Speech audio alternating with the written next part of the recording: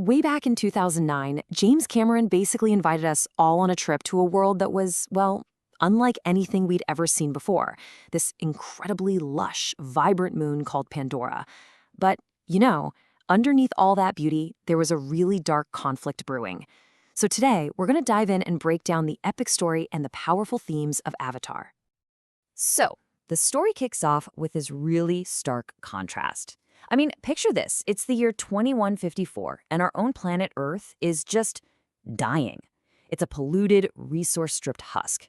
But then, way out across the galaxy, you've got Pandora, a world that is literally overflowing with life, color, and energy.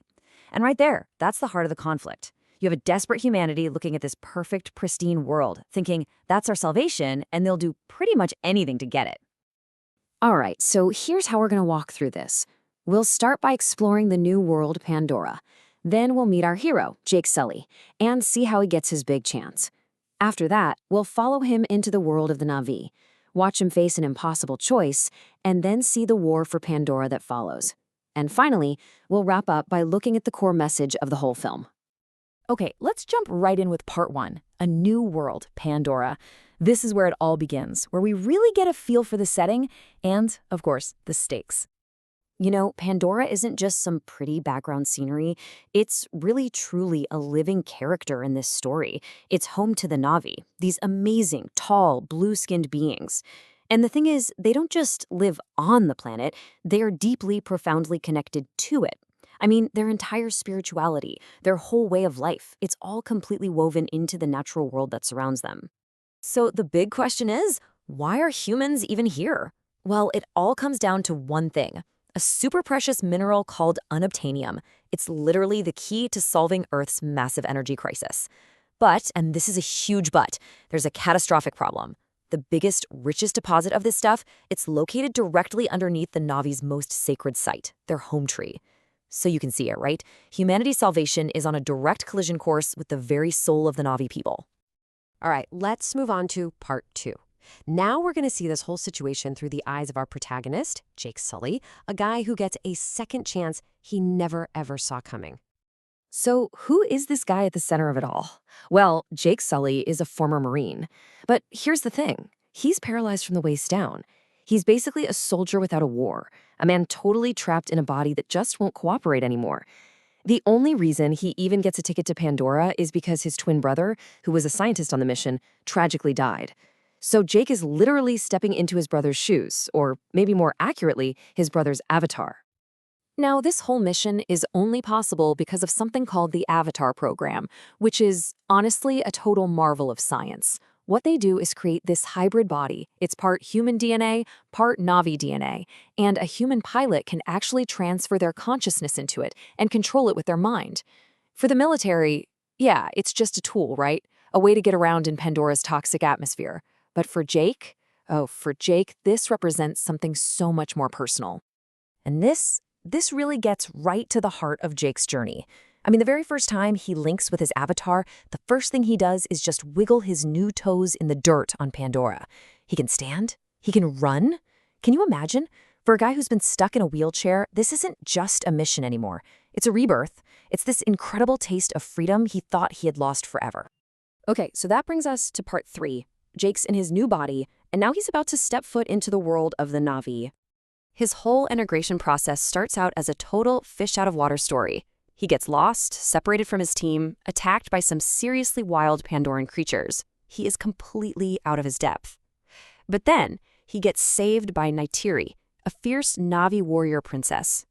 She kind of reluctantly takes him back to her clan, and, well, against their better judgment, they decide to try and teach this sky person, as they call him, their ways. And just like that, he becomes a student in the very world he was sent to help conquer. And as Jake starts learning their ways, riding the creatures of Pandora, speaking the Na'vi language, something really profound starts to happen inside him. Those lines just start to blur. His original mission, the whole gather intel for the military thing, it starts to feel, well, distant. He's not just observing this culture anymore, he's actually becoming a part of it.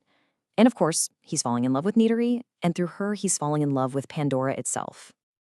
And that brings us to the absolute critical turning point of the story in part 4, the real fight. the one that's all about the choice Jake has to make.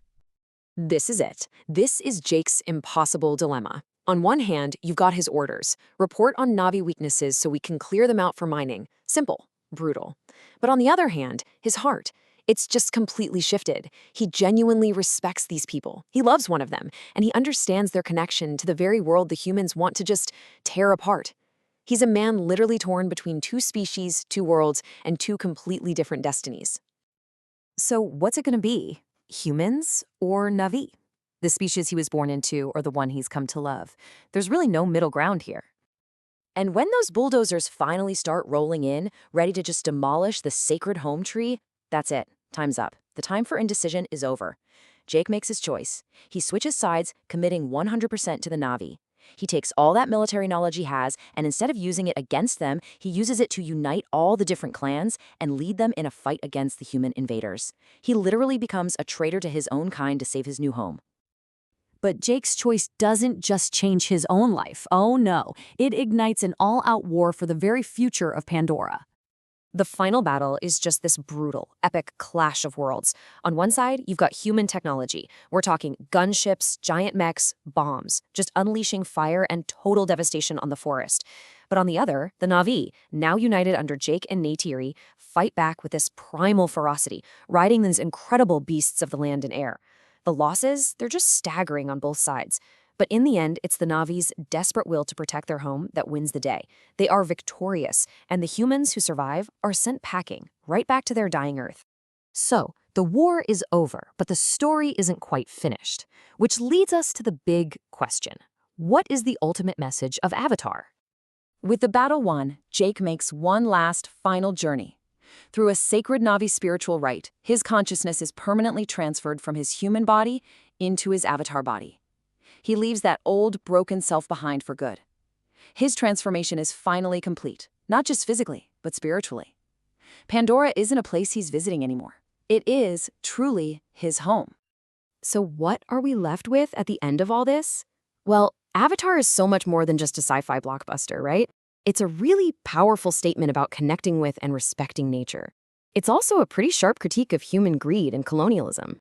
It's a story that pushes us to think about our own identities and about the power of unity in the face of destruction. Really, at its heart, it's a plea to protect the world we have right here and now. And that leaves us with one last, really fascinating question to think about. In the movie, it's technology, the Avatar program, that actually lets a human connect with nature on this incredibly deep level. But what about in our world? Think about it.